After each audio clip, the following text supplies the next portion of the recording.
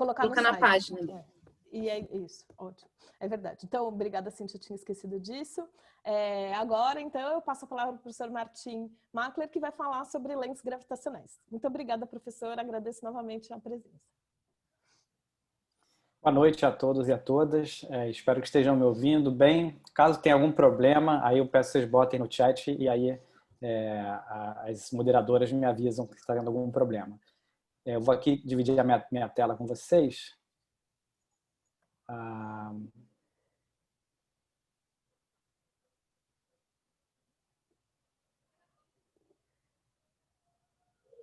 Lei de Murphy, né? Nós acabamos de fazer isso alguns minutos atrás, funciona perfeito.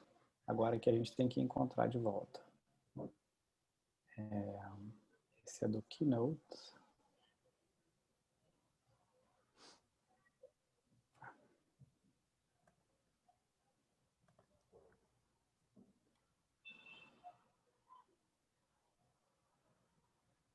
Esse momento de silêncio é um momento de reflexão. Aí a gente pode... Ele fica aqui na barra mesmo do próprio Zoom. Sim, sim. Não, eu estou fazendo o share, só que eu tenho tanta janelinha aberta que eu tenho que encontrar a janelinha que eu quero, né? E claro que o Murphy demora mais agora do que quando a gente fez o nosso ensaio. Mas agora está perfeito. Vocês estão vendo? Tá, que ótimo que vocês estão vendo. Eu não estou vendo ainda. Por enquanto é uma tela preta, Tá. Pelo menos aqui. Agora sim. Ok, perfeito. Bom, então, novamente, boa noite a todos e a todas. Muito obrigado ao convite do ICTPC. Foi um prazer estar aqui. Obrigado a todos pela audiência, né? E como foi falado, o assunto de hoje vai ser lentes gravitacionais. A gente vai falar um pouquinho, muito pouquinho, rapidinho, do universo visto pelas lentes gravitacionais. Eu gosto sempre de começar por essa frase do Carl Sagan: não tem perguntas bobas, toda pergunta é um grito para conhecer o mundo, né? Às vezes aquela pergunta que nos parece mais boba, mais ingênua, é aquela mais fundamental para a qual a gente ainda nem tem a resposta. Então a gente vai ter um tempo dedicado a perguntas. A ideia de hoje é converse com um físico, né? Então eu vou fazer uma apresentação que espero que consiga ser breve. Eu vou contextualizar para vocês o assunto e vocês batem todas as perguntas e todas as indagações que vocês tiverem para esse momento de perguntas, inclusive coisas que ultrapassem, que transcendam esse assunto de esse assunto de lentes gravitacionais e que tem relacionados à astrofísica e cosmologia. O que eu souber, eu vou debater com vocês, tá? Então, está um pouquinho lenta a minha máquina. Para vocês, passou o slide? Aqui ainda não, agora sim. Poucas as palestras que a gente pode começar com uma carta do Einstein. Então, por isso que eu gosto, nesse assunto, começar assim. É uma carta do Einstein, assinada por ele, onde ele faz um desenho. Aqui está o Sol, aqui está a Terra. Aqui está o Sol, aqui está a Terra, aqui está uma estrela distante.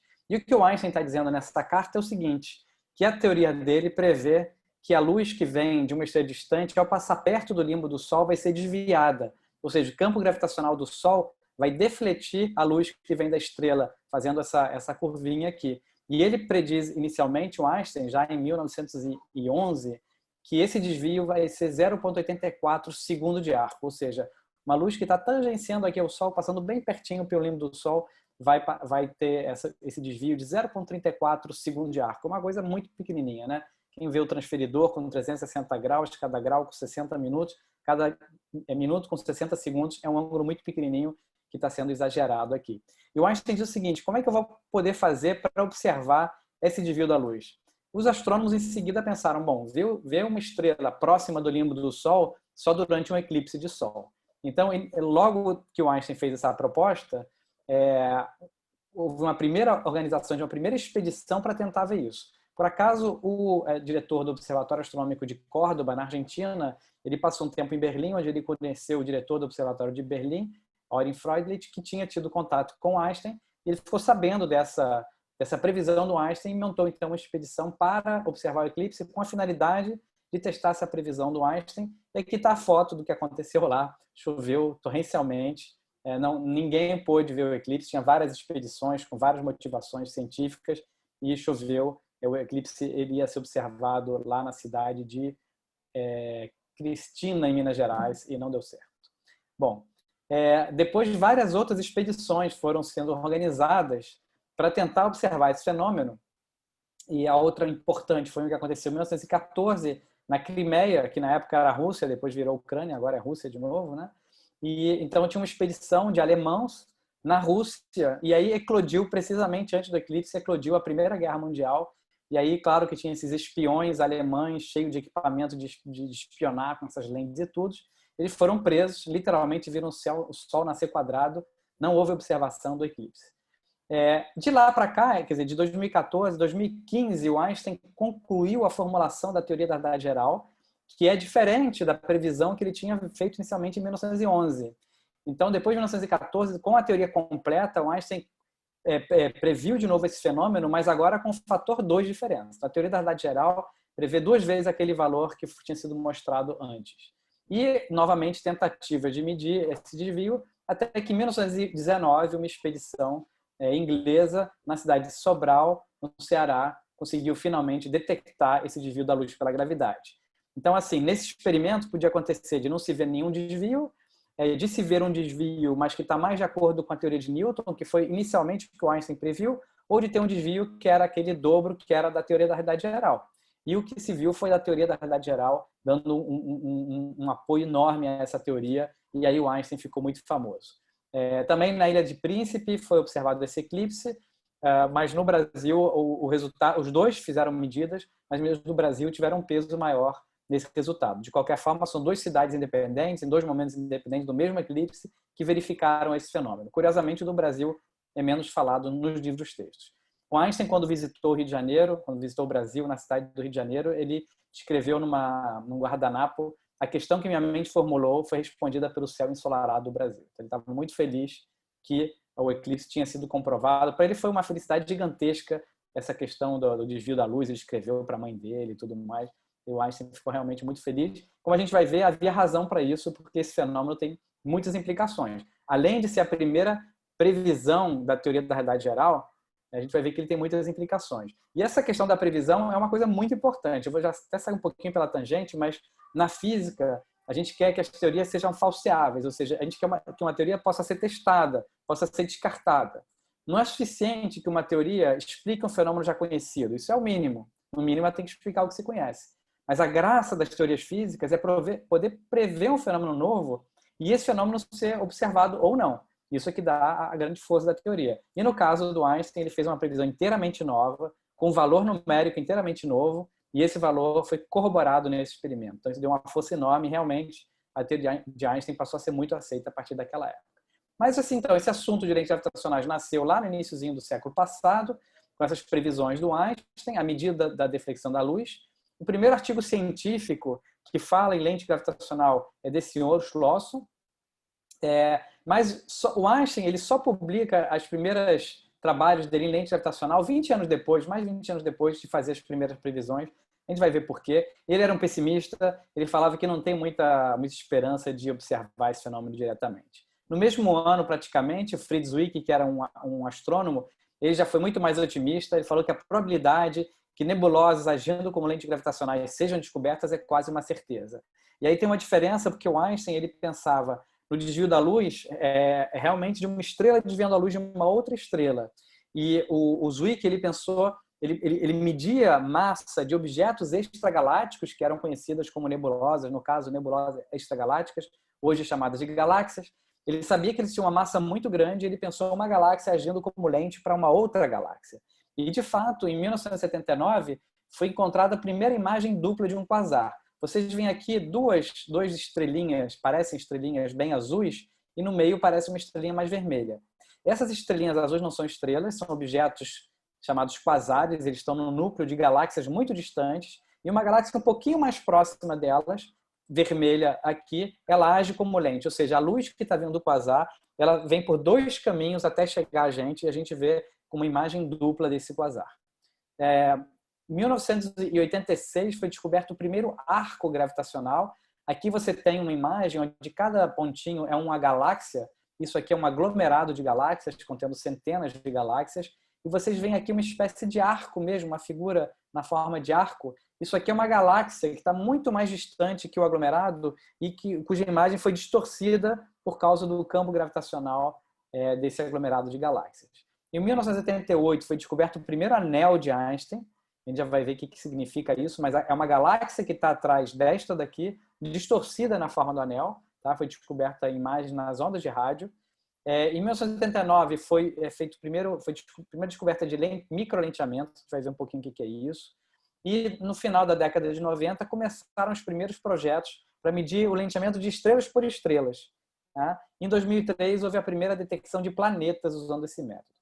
De lá para cá, ou seja, do início do século XX para cá, a quantidade de fenômenos e aplicações de lentes gravitacionais é absolutamente incrível. A gente é capaz de medir um efeito chamado efeito fraco de lente gravitacional, que é um efeito muito sutil e que permite estudar a distribuição de matéria nas maiores escalas do universo. A partir dos modelos dos dados de lente gravitacional, a gente consegue medir qual é a quantidade de matéria do universo, qual é a quantidade de matéria escura no universo, como é que essa matéria se aglomera, se estrutura. É possível estudar a massa das galáxias, os aglomerados de galáxias, testar propriedades da matéria escura, que tipo de partícula comporia a matéria escura, quais as consequências que isso tem na estrutura das galáxias, dos aglomerados, medir a taxa de expansão do universo. E uma coisa muito interessante é que essas galáxias que são distorcidas, que estão atrás, que sofrem um efeito de lente gravitacional, elas acabam sendo magnificadas. A gente pode ver objetos muito distantes que não seriam vistos se não tivesse uma lente gravitacional no caminho. O microlenteamento, a gente vai ver, é uma maneira de testar qualquer coisa que tem massa, inclusive planetas e buracos negros. E vocês viram, talvez, no início de 2019, que ficou muito famosa a imagem daquele anel em volta de um buraco negro, um anel de luz, que seria a comprovação da existência de um buraco negro. Esse anel é exatamente a consequência de um fenômeno de lenteamento gravitacional. Enfim, tem uma série de aplicações e, hoje em dia, é também uma arena de muita computação. Por exemplo, métodos automatizados de encontrar esses objetos. É uma área de pesquisa importante, inclusive, tem sido alvo de uma competição internacional que, por acaso, o nosso grupo, talvez não por acaso, mas o nosso grupo do CBPF venceu numa competição de encontrar esses objetos nas imagens reais. Então, para a gente ter uma ideia do que é esse fenômeno, aqui está um observador, no caso nós na Terra, a luz vindo de uma fonte distante, pode ser uma estrela, pode ser uma galáxia, e ela é defletida, ou seja, o caminho dela é distorcido pela presença de um corpo massivo. Tá? Então, aqui vocês têm a expressão dessa deflexão, ela é muito, muito simples.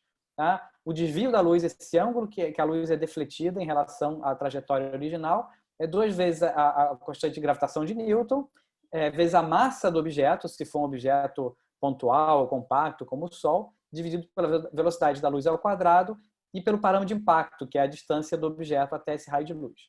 Tá? Então, essa expressão é muito simples. Essa que está sendo mostrada aqui é a newtoniana, a que o Einstein obteve em 1915, então é 4 vezes esse valor daqui. Como a gente falou, o fenômeno de lente gravitacional, que é essa distorção da trajetória da luz, ela pode causar uma série de fenômenos. Pode causar imagens múltiplas, como a gente viu no caso do quasar, ou seja, a luz seguir 2 caminhos diferentes para chegar até nós. A luz de uma fonte pode vir por um caminho, pode vir por outro caminho. Nós vemos a luz vindo de direções diferentes no céu e, portanto, parecem 2 imagens. A gente tem objetos muito deformados, formando anéis ou arcos gravitacionais, muito magnificados, tá? E existe uma defasagem temporal entre as imagens. Ou seja, se esse objeto aqui tem um brilho que varia no tempo, a gente vai ver esse brilho, essa variação num momento aqui e em outro momento aqui. Se for uma estrela que explodiu, por exemplo, a gente vai ver essa imagem da explosão, essa imagem do brilho aumentado da estrela, em um momento aqui e em outro momento aqui. Tem uma defasagem temporal. Tá? Como o brilho superficial é conservado, o fato do objeto ser maior significa realmente ele está mais brilhante, a gente recebe mais luz desse objeto. E essa deflexão da luz não depende do comprimento de onda da luz. Ou seja, todos os comprimentos de onda, todas as cores vão ser defletidas do mesmo jeito. Se eu pegar e medir o espectro da minha fonte de luz, o espectro da fonte de luz magnificada não vai mudar. Então, realmente funciona como um telescópio gravitacional e a gente é capaz de estudar galáxias muito distantes graças a esse fenômeno natural da magnificação pelo efeito de lente gravitacional. Com isso, a gente pode estudar galáxias e aglomerados, que vão ser as lentes gravitacionais, e estudar coisas como a distribuição de matéria escura, que é totalmente invisível, e a gente consegue obter informações complementares sobre o próprio universo.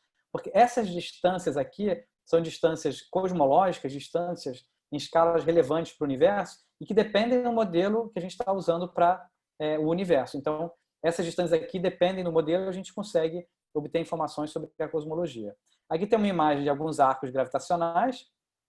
Vocês veem que nessa imagem do Hubble eles estão muito claros e nítidos, mas uma imagem mais típica é uma imagem assim, obtida da Terra, onde os arcos são muito tênues e é um desafio encontrar esses arcos. A gente tem mais ou menos um arco gravitacional, uma lente forte para cada 100 mil galáxias, grosseiramente falando. Então, se você quer achar um arco, você vai ter que estudar 100 mil galáxias. Isso é um processo que não dá para fazer visualmente, e aí que entram algoritmos, por exemplo, de aprendizado de máquina para fazer essa identificação.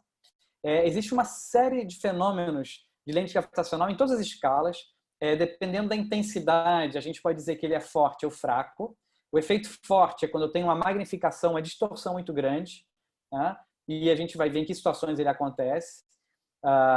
O efeito forte, o efeito fraco, ele é um efeito que ele é muito sutil, é uma distorção de galáxias distantes que a gente não consegue medir no nível individual de cada galáxia. A gente precisa de olhar dezenas, centenas ou milhares de galáxias para medir esse efeito, mas é ele que permite a gente estudar o universo nas maiores escalas. Então, uma grande área de pesquisa tem sido estudar esse efeito fraco de lente. Ele é muito sutil. Mas o efeito que é visível em imagens, assim, com o olho, é o efeito forte, que ele também produz uma variação temporal do brilho, que a gente vai falar daqui a pouquinho.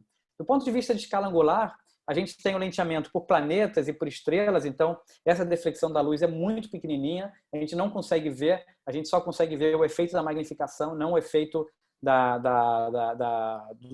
deformação dos objetos ou da imagem múltipla. Então, a gente chama isso de microlenteamento, micro-mililenteamento. Tá? Quando a gente consegue ver na imagem o efeito, é o macrolenteamento. A gente vai ver alguns exemplos de tudo isso daqui a pouquinho. E também tem uns fenômenos muito característicos, muito novos dos lentes gravitacionais. Um é chamado femtolenteamento, que é um fenômeno bem característico da ótica ondulatória que não foi medido ainda. A gente tem o lenteamento das ondas gravitacionais, que foram descobertas há poucos anos e hoje em dia têm sido descobertas no LIGO, no Virgo, com uma certa frequência. Elas também podem sofrer efeito de lente gravitacional. E, finalmente, a gente tem a sombra do buraco negro, aquele anel do buraco negro, que é um efeito bem de campo forte, um efeito relativístico dessa deflexão de lente gravitacional. A minha ideia hoje a gente falar bem rapidinho, ser bem conciso. Eu quis pegar dois exemplos. Assim, um exemplo muito simples, que talvez até para ser trabalhado em sala de aula, de uma forma até quantitativa. Então, eu vou pegar esse exemplo, que é o efeito da lente pontual, tá?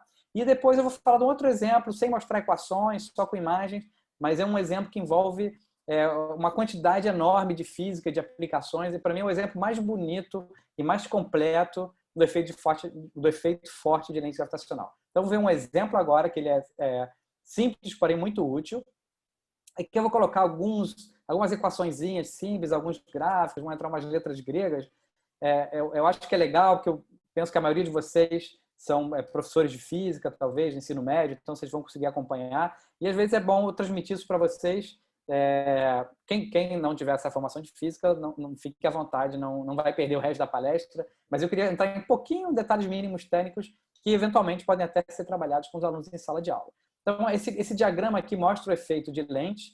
Nós somos aqui observadores, aqui está a lente, aqui está a fonte. Então, a luz da fonte vem até nós por essa trajetória, que basicamente o desvio acontece bem perto da lente. Por isso aqui a gente está colocando como se fossem duas linhas retas, né? E esse aqui é aquele ângulo de desvio. Nós estamos aqui na Terra, nós vemos a fonte numa posição θ. Então, θ é o que eu meço no meu telescópio. É a separação entre o centro da lente e a posição da fonte. Mas o que eu veria se não houvesse lente gravitacional, que seria assim a posição real da fonte, é o que está sendo mostrado como beta aqui. Tá? E assim, a física está toda em entender essa deflexão da luz em função do Xir, e a gente vai poder prever o que vai acontecer com essas imagens. A imagem que eu observo vindo da fonte S vai ser essa imagem S1. Tá? E a gente está desenhando aqui no plano, porque é mais simples, né? Mas aqui tem um diagrama 3D para vocês verem melhor. Nós, então, observadores. Aqui a lente, que pode ser uma galáxia, um aglomerado de galáxias, pode ser uma estrela ou qualquer outro objeto. E aqui a fonte, que também pode ser uma estrela, pode ser uma galáxia, pode ser o núcleo ativo de galáxia, depende da situação física, é o objeto que está emitindo luz. Normalmente, as distâncias entre o observador e a fonte, e entre o observador e a lente, são muito maiores que o tamanho da lente. Por isso, a gente pode considerar que tudo acontece aqui no plano onde a lente está. No caso em que eu tenho uma estrutura em grande escala no meio do caminho, isso também pode ser levado em conta, não tem problema. Mas a gente vai pegar o caso em que a lente está bem limitada aqui. Então, essa aqui é a trajetória da luz, tá, que está sendo mostrada aqui, e a trajetória sem a lente seria isso aqui. Essa trajetória defletida pode fazer um movimento fora de um plano, tá? Mas no caso da lente circular, como vai ser o nosso caso, o movimento acontece todo ele num plano. E aí a gente tem uma equação que relaciona esses ângulos, aí não vou deduzir ela para vocês, mas como esses ângulos são muito pequenininhos, né, a gente falou segundos de arco, a gente pode aproximar as relações de senos e cossenos e tangente e tudo mais, e o seno de x vai ser x. Tá? Então, se vocês quiserem deduzir isso aí, eu posso, se alguém tiver perguntas, a gente pode conversar, mas você pode deduzir essas relações entre os ângulos e as distâncias que são fundamentais para entender o que está acontecendo. Então, não vou deduzir aqui, mas é uma relação entre as distâncias envolvidas, distância do observador até a lente, do observador até a fonte e da lente até a fonte, que aparecem aqui, observador à fonte, lente até a fonte, e a relação entre esses ângulos. Então, o modelo físico que nos diz a deflexão da luz é esse alfa chapéu, alfa tio aqui. Tá? No caso do objeto pontual, a gente viu qual era o desvio da luz que foi obtido por Einstein. A gente já vai repetir ele aqui. A gente define, por simplicidade, esse ângulo de deflexão reduzido de tal forma que a equação da lente fica muito simples. Essa equação, o que ela relaciona? Ela relaciona a posição real da lente com a posição observada. Tá? Isso vai depender desse ângulo de desvio reduzido, que depende da física e que pode ser calculado. Tá certo? Então, assim, uma vez que eu sei a posição da fonte, eu posso saber qual é a posição da imagem ou das imagens. Né? E essa é uma equação muito simples que tem toda a informação da deflexão da luz. A gente vai ver um exemplo onde a gente vai resolver essa equação e a gente vai falar, então, da lente pontual, que é o caso, por exemplo, quando a gente está pensando na luz defletida por um buraco negro. Se eu estou longe do raio de Schwarzschild, perto do raio de Schwarzschild acontecem outras coisas diferentes, mas qualquer objeto, seja um buraco negro, uma estrela, quando eu estou longe dele, ele vai se comportar como uma lente pontual. E a deflexão da luz é dada por essa expressão bem simples que a gente já tinha visto. Então eu posso pegar essa expressão, colocar lá naquela equação que a gente tinha visto antes. Eu vou expressar esse ângulo de desvio reduzido. Né? Ele era a distância da lente até a fonte, dividida pela distância do observador até a fonte. Aqui eu só vou converter aquele parâmetro de impacto, eu vou converter num ângulo usando essa relação, que também sai de que o seno de x é x, porque o ângulo é muito pequenininho. E eu vou escrever, então, um ângulo de deflexão reduzido só com uma função do ângulo, que é o ângulo observado, θ, é onde eu vou ver a luz incidindo. Então, no final das contas, a minha equação da lente vai ter essa cara bem simplesinha. Tá? A posição real da imagem, da fonte de luz, é igual a θ, a posição da imagem, vezes essa quantidade, θ ao quadrado, dividido por θ. Esse θ ao quadrado vem dessa história daqui, né? Então, esse θ ao quadrado vai ser o θ, que a gente chama aqui θ Einstein, vocês vão ver por quê. Θ Einstein é a raiz quadrada dessa coisa aqui, é isso aqui. Então, θ Einstein é a raiz dessa combinação de distâncias, vezes 4 vezes g, vezes a massa sobre c ao quadrado, e a equação da lente fica com essa cara aqui. Como é que a gente vai resolver essa equação da lente? O que eu quero? Eu quero obter θ, eu quero ver qual é a posição observada da imagem, sabendo quem é beta. Puxa, que legal, né? Se eu multiplicar tudo por θ, eu vou ter uma equação de segundo grau. Uma equação de segundo grau para θ. Então, vocês já vão ver. Então, o que a gente vai fazer é pegar essa equação, que é a equação da lente. Ela é incrivelmente simples, né? Mas ela é completamente acurada. A gente vai pegar essa equação e vai falar, olha, vou resolver essa equação. Eu multiplico tudo por θ, tenho uma equação de segundo grau, vai ter duas soluções, e essas são as duas soluções para as duas imagens. Então, por que eu tenho duas trajetórias da luz? Eu tenho duas imagens. Nesse caso, fica claro ver a solução são duas imagens, e como beta, θ são positivos, eu sempre vou ter duas imagens. Né? A gente pode calcular qual é a magnificação dessas imagens, eu não vou entrar em detalhe de onde que ela vem, mas a gente pode calcular simplesmente, e ela vai ser, tem essa expressão muito simples também, 1 menos o θ Einstein, que é aquela combinação de distâncias e massas, dividido pela posição da imagem, ou da imagem 1, ou da imagem 2, 1 menos isso aqui, a quarta potência, é o inverso disso daqui. Então, vocês veem que se, a princípio, se eu me aproximo de θ igual a θ Einstein, isso aqui se aproxima de 1, então isso aqui se aproxima de 0, que é o denominador, então essa magnificação se aproxima de infinito. Claro que a natureza não gosta de infinitos, quando algo dá infinito, é porque a gente está fazendo alguma aproximação que não está boa. Né? Então, no caso aqui, a gente está pensando na fonte como um pontinho de luz. Mas a fonte, mesmo que seja uma estrela, ela é um disquinho. Quando a gente leva isso em conta, a magnificação não é infinita. Mas isso mostra para vocês que a magnificação pode ser bem alta, né? Uma expressão em função da posição da fonte está aqui e a mesma história. Se a fonte e a lente estão bem alinhadas, esse U daqui é a posição da fonte dividido pelo θ Einstein. Então, se isso aqui é muito pequenininho, significa que a fonte e a lente estão muito alinhadas. Se U é muito pequenininho, o que acontece? Eu tenho U ao quadrado aqui, U ao quadrado aqui é 2, né? Então eu tenho 2 sobre U, basicamente. Então isso aqui vai também ser muito grande. Então, quando o observador, a lente e a fonte de luz estão muito alinhadas, a magnificação fica muito alta. Ela tenderia para infinito, mas não vai acontecer de ser infinito. Mas a gente quase nunca vai ter esse alinhamento perfeito de qualquer forma. Mas eu queria mostrar para vocês, assim, fazendo a continha, num exemplo bem simples, né? Mas é um exemplo real, que a gente consegue fazer a conta, que a gente tem esse fenômeno de ter a magnificação. Aqui a magnificação pode ter sinal positivo ou negativo, significa que uma das imagens, se uma imagem tem uma setinha apontando para cá, a outra vai ter uma setinha apontando para o outro lado. Isso aqui que significa magnificação negativa. Tem a ver com a paridade da imagem. Então, se a gente olhar naquele diagrama que eu mostrei para vocês, aqui seria uma imagem e aqui é a segunda imagem. Tá? Eu vou ver duas imagens de uma mesma fonte. Mas se essa aqui tiver uma seta apontando para cá, a outra vai ter uma seta apontando para lá. Por isso que o sinal fica negativo.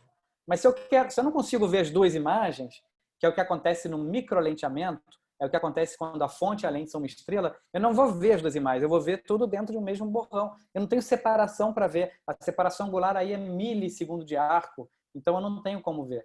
Então, o que vai acontecer é que eu vou ver a magnificação total. Tá? Então, a gente pode calcular essa magnificação total. E aí eu vou voltar ao Einstein, pegar os cadernos com anotações dele, são cadernos de 1912, acho que são de 1912, e tem exatamente essa expressão que a gente acabou de obter, que é a soma das magnificações, está aqui calculado no papel que o Einstein fez, e ele não publicou isso, como eu falei naquela época, mas está lá.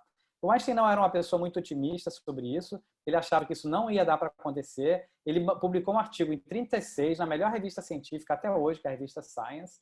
Ele fala, olha, isso aqui não tem muito valor, mas é uma pessoa que basicamente me perturbou para publicar isso, eu vou publicar. E aí ele explica tudo, e eu não vou entrar em detalhes, eu passo para vocês o PDF, para quem quiser dessa apresentação, que inclusive está gravada, mas basicamente ele considera exatamente o fato de ter uma lente e um observador completamente alinhados. Ele diz que a fonte vai virar um anel, que é o que a gente conhece como anel de Einstein, e ele calcula aquela magnificação que eu mostrei para vocês, que é a magnificação da estrela pelo efeito de lente, mas ele acha que assim, ele fala, olha, primeiro que a probabilidade de duas estrelas se estiverem muito alinhadas é quase nula, então esse fenômeno não vai acontecer. E depois, se esse fenômeno não acontecer, eu não vou ter como saber que aumentou o brilho da estrela, porque eu não sei qual era o brilho dela, como é que eu sei que o brilho dela está aumentado, né? E além disso, eu não vou conseguir ver as imagens múltiplas, porque elas são muito pequenininhas, uma escala angular que a gente não vai ter acesso. Então, eles chegam à conclusão de que é um fenômeno que é apenas uma curiosidade matemática. No entanto, muitos anos depois, com o advento de telescópios que conseguem observar grandes áreas do céu, com o advento das imagens digitais, a gente pôde fazer uma coisa que o Einstein não tinha pensado. O Einstein imaginou você olhando uma estrela e a probabilidade dela se alinhar realmente é muito baixa. Mas imagina nós aqui na Terra, que estamos num braço espiral da nossa galáxia, nós olharmos, por exemplo, perto do bojo da galáxia, que é uma região cheia de estrelas. Se tiver alguma estrela entre nós e uma outra estrela bem alinhadinhas, o brilho vai aumentar. Acontece que a galáxia está em movimento. Eu acho que o Einstein não sabia disso. Na verdade, em 1911, nem se sabia que existiam galáxias, né? Então, a galáxia tem estrelas em movimento. Então, as estrelas vão passar uma na frente da outra. Esse alinhamento entre as estrelas é um alinhamento dinâmico. Tá? Então, eu vou ver isso variando no tempo. Se a gente tiver, então, aqui, por exemplo, eu tenho uma estrela, eu vou imaginar uma outra estrela se alinhando com ela. Então, como eu falei, tem movimentos na galáxia. Aqui tem uma estrela que vai ficar muito próxima. Esse θ é aquele θ Einstein que vocês viram lá naquela equação. Então, imagina que a estrela vai se mover, vai cruzar dentro desse raio, dessa distância chamada de raio de Einstein. O que vai acontecer? O brilho dela vai magnificar, vai aumentar ao longo do tempo e depois vai diminuir. Então, a gente tem aqui o exemplo do aumento de brilho, tá? De 3 estrelas que passam perto de uma outra estrela. O que é perto ou longe? É numa distância comparável com o chamado ângulo de Einstein, o raio de Einstein. Tá? Isso que é perto ou longe. Então, perto significa uma distância comparável ao raio de Einstein. O que vai acontecer? à medida que tem esse alinhamento, ela vai aumentar, o brilho vai aumentar e vai diminuir. Tá? Esse é o microlenteamento, é uma variação do brilho com o tempo. É isso que a gente consegue ver no microlenteamento. Aqui eu posso fazer umas contas em mais detalhes, mas, novamente, vocês podem ter acesso a isso, a gente pode conversar sobre isso depois. Mas, como eu dizia, graças ao advento das imagens digitais, o que começou a ser possível é fazer imagens de uma região do céu, num dia, fazer a mesma imagem do outro dia e subtrair digitalmente a imagem da outra. E aí você pode ver se houve estrelas que variaram de brilho. E essa variação de brilho pode ser devida a muitas razões. Existem estrelas variáveis, mas essa curvinha daqui, essa curvinha é uma curvinha que sai do lenteamento gravitacional. Ela vem daquela expressão que eu mostrei para vocês, da magnificação. Então, assim, expressões matemáticas super simples. Inclusive, vocês podem colocar num programa que faz gráfico, tipo matemática, Maple, ou qualquer outro programa, fazer um código de computador muito simples. Vocês conseguem reproduzir essas curvas de forma absolutamente simples, que são as curvas previstas pelo microlenteamento gravitacional. E aqui, então, você tem uma galáxia, que é a grande nuvem de Magalhães, uma galáxia próxima da nossa, estrelinhas nela, tira foto todos os dias e compara o brilho. Aquelas três variáveis que não forem variáveis conhecidas, que não forem tipos conhecidos de variáveis, podem ter uma curva de luz como essa aqui. Então aqui você tem os pontinhos, é o verdadeiro brilho das estrelas em função do tempo, e realmente essa variação é igualzinha àquela prevista pelo Einstein, que achava que isso jamais seria observado. Então, Einstein estava errado nesse sentido. Aqui não teve nenhum alinhamento da estrela, nenhum alinhamento de estrela, e aqui teve um alinhamento de estrela ao longo dos dias, e você conseguiu observar esse fenômeno. Você não tem lentes que são só de uma galáxia, uma estrela. Você pode ter uma estrela dupla, o mesmo sistema planetário, e aí é possível escrever esse ângulo de desvio com uma soma de ângulos de desvios de cada componente. Também é muito bonita a matemática por detrás disso. A gente pode trabalhar com números complexos para simplificar as contas. No caso de duas estrelas ou de uma estrela e um planeta, vão aparecer equações de quarto grau, que tem solução analítica também, né? O teorema de Galois. Então, tem uma matemática muito bonita por trás disso, que a gente não vai detalhar. Mas aí, quando você tem uma lente que é composta de dois objetos massivos, essas curvas de luz são diferentes, né? Ganham uma estruturazinha. E você pode ter, por exemplo, uma curva de luz de uma estrela, com um pontinho aqui que é devido ao quê? A um planeta. Então, você tinha a estrela e o planeta que estão defletindo a luz de uma estrela distante. E você pode ver na curva de luz, na variação do brilho da estrela com o tempo, um calombinho, que é o planeta. Então, é uma coisa absolutamente incrível. Nós somos capazes, usando efeitos de lente gravitacional, descobrir planetas em outros sistemas solares. Claro que não é a única técnica, nem é a técnica que mais planetas descobriu. Hoje a gente conhece mais de 4.000 planetas fora do sistema solar, mas essa técnica encontra planetas bem interessantes, planetas tipo a Terra, que não estão necessariamente muito perto da sua estrela, nem tem uma massa muito grande. Então, tem mais de 100 planetas extrasolares que foram descobertos até hoje, usando essa técnica. Bom, eu falei que queria dar dois exemplos, né? Um exemplo de microlenteamento gravitacional, onde a lente é uma estrela. Agora vamos falar de macrolenteamento gravitacional, onde a lente pode ser uma galáxia ou um aglomerado de galáxias, como vocês veem aqui. Essa imagem que vocês estão vendo aqui é uma galáxia espiral, que está bem atrás, bem mais distante do que esse aglomerado de galáxias. Mas ela está sendo distorcida pelo efeito de lente gravitacional e a gente vê, então, essa forma de arco. Na verdade, essa aqui é uma imagem, isso aqui é uma outra imagem da mesma galáxia sendo distorcida, tá certo? E se a lente é uma galáxia, que ela é mais ou menos, tem simetria esférica, se for uma galáxia elíptica com simetria esférica, e a fonte é uma outra galáxia, você pode ter uma distorção tal que vai formar uma figura de arcos quase formando um anel completo.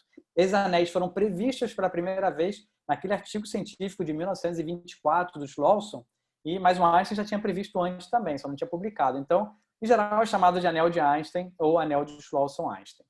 Aqui está o paperzinho, o artigo científico que o Slawson publicou, basicamente 3 parágrafos, ele publicou um artigo científico que é, inclusive, muito interessante. Nem todo artigo precisa ser terrivelmente comprido. Então, está aqui exemplos de anéis de Einstein observados pelo telescópio espacial Hubble. E só para lembrar a vocês, o fenômeno de efeito de lente gravitacional, ele pode gerar imagens múltiplas, deformações, magnificação e atraso temporal. A gente vai ver agora um exemplo onde todas essas características estão presentes num sistema que a gente pode usar para tirar muitas informações. Esse sistema é um sistema que é um aglomerado de galáxias que tem sido observado pelo Hubble durante várias ocasiões e acontece uma coisa absolutamente incrível nesse sistema. Vamos tentar entender. Essas manchinhas amarelinhas são as galáxias de um aglomerado de galáxias. A gente tem um aglomerado de galáxias com centenas de galáxias, está cheio de matéria escura lá. E tem uma galáxia mais distante, que é uma galáxia espiral, que vocês estão vendo aqui. Tá? Essa galáxia espiral, a imagem dela é distorcida pelo campo gravitacional do aglomerado inteiro e ela tem várias imagens. Essa aqui é uma imagem da mesma galáxia, tá? Essa galáxia tem essa imagem aqui e essa imagem daqui. Todas elas são imagens da mesma galáxia, tá? Mas, além disso, um braço espiral dessa galáxia, ele está sofrendo efeito de lente por esta galáxiazinha que está aqui na frente. Ou seja, eu tinha um aglomerado inteiro, esse aglomerado inteiro faz com que a luz siga 4 caminhos diferentes. Eu tenho 4 imagens que são as que vocês estão vendo aqui bem espaçadas, tá? Mas, além disso, tem uma galáxia específica aqui do aglomerado, que está bem na frente da galáxia, que vai fazer com que a luz vindo do braço espiral dela também siga 4 caminhos diferentes. Tá? E o que aconteceu? Num desses braços espirais, explodiu uma supernova. Ou seja, explodiu uma estrela num desses braços espirais. Essa estrela, quando explode, ela ilumina quase tanto quanto a galáxia inteira. Por isso a gente está conseguindo ver, olha aqui nessa ampliação. Tá? Você está vendo, isso aqui é a supernova. É uma estrela que explodiu nessa galáxia. E a gente está vendo 4 imagens. 4 imagens da mesma supernova. A gente vê uma estrela numa galáxia distante porque essa estrela explodiu.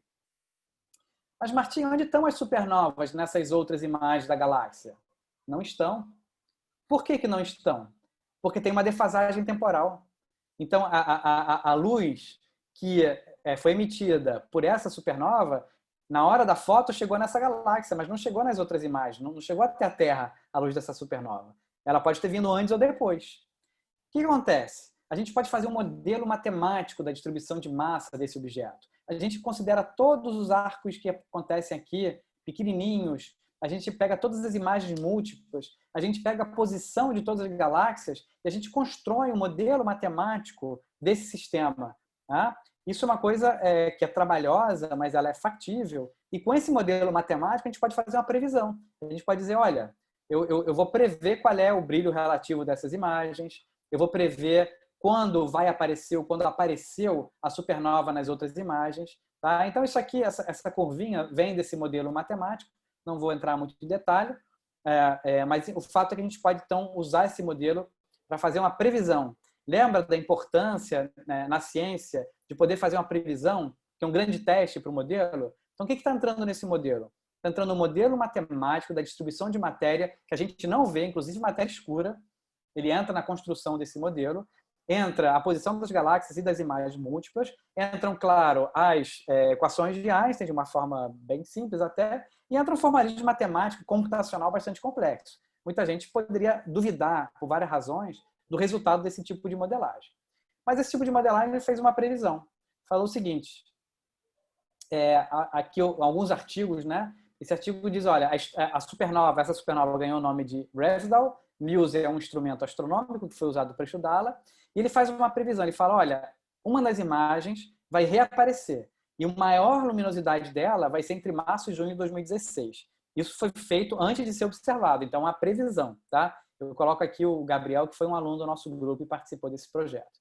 Mas várias pessoas, vários pesquisadores fizeram várias previsões usando esse sistema, tá? E a previsão, por exemplo, que entre novembro de 2015 e janeiro de 2016 iria reaparecer a imagem, tá? E aí o que fizeram? Ficaram olhando com o Hubble para ver se essa imagem voltava. Então, qual é a previsão? A imagem as 4 imagens da supernova foram observadas em 2014. Não tem muita diferença entre as várias imagens daquela supernova nessas imagens que são 4, porque elas estão muito pertinhas. Muito pertinho. Mas a previsão era que se eu observei essa supernova em 2014, então esta aqui deveria ter sido vista em 1995. Esta outra deveria ter sido vista em 1994. Bom, que pena, né? Porque no passado não adianta. Mas aí a previsão é que a próxima seria vista entre 2015 e 2020. Então tem uma previsão, olha, vai acontecer alguma coisa. Eu vou ver essa imagem da supernova aparecer aqui. E aí o Hubble, houve um programa para acompanhar essa observação. Como eu falei, esse sistema, esse aglomerado de galáxias já tinha sido observado pelo Hubble muitas vezes. Por exemplo, aqui em janeiro, a gente vê aquele braço espiral sem a supernova, tá? Janeiro de 2011. Abril de 2015, aparece essa imagem múltipla da supernova. Abril de 2015. Aí os grupos ficam extasiados. Apareceu uma supernova, vamos modelizar esse sistema, vamos prever se vai ter uma outra imagem da supernova. E eles previram, olha, a outra imagem da supernova vai aparecer aqui, na imagem do braço espiral dessa galáxia. Tá? E aí vários autores, como eu falei, pesquisadores independentes, usando métodos matemáticos diferentes, fizeram essa previsão de que aqui apareceria outra imagem. E aí chegamos em dezembro de 2015 e aparece aqui a supernova. Eu acho isso uma coisa absolutamente incrível, né? Nesse caso, não é algo que tem aplicação prática, mas ilustra o poder da ciência, né? A gente usou um modelo matemático, o conhecimento o conhecimento observacional desse sistema para prever onde vai aparecer a imagem da explosão de uma estrela numa galáxia distante, cuja imagem é distorcida por um aglomerado de galáxias. A gente faz uma previsão, vai acontecer aqui, e está lá. Eu acho assim, algo absolutamente incrível, que valida todo esse processo, obviamente, e que, enfim, para mim tem uma beleza enorme. Eu não coloquei aqui, bom, teve vários grupos que acertaram, o grupo lá do Gabriel Caminha, dos meus ex-alunos, estava entre os grupos que melhor previu a posição das imagens. E assim, como eu falei para vocês, eu queria só dar 2 exemplos, que a ideia é a gente ter bastante tempo para conversa, bastante tempo para perguntas. E eu só queria assim, recapitular que as lentes gravitacionais proporcionaram uma nova janela para a gente observar o universo. Como que a gente está vendo é a deflexão da luz, a gente consegue estudar objetos que não emitem luz. Em particular, por exemplo, a energia escura, a matéria escura. Essa ciência, o fenômeno de lente gravitacional, ele foi previsto no século XX, até bem no início do século XX. O próprio Einstein, como mostrei para vocês, previu quantitativamente esse fenômeno, embora ele achava que nunca ia ser observado. Mas Zwick, em 1936, 37, já previu esse fenômeno. E teve várias previsões ao longo do século XX e algumas observações que eu falei na década de 70, década de 80, década de 90.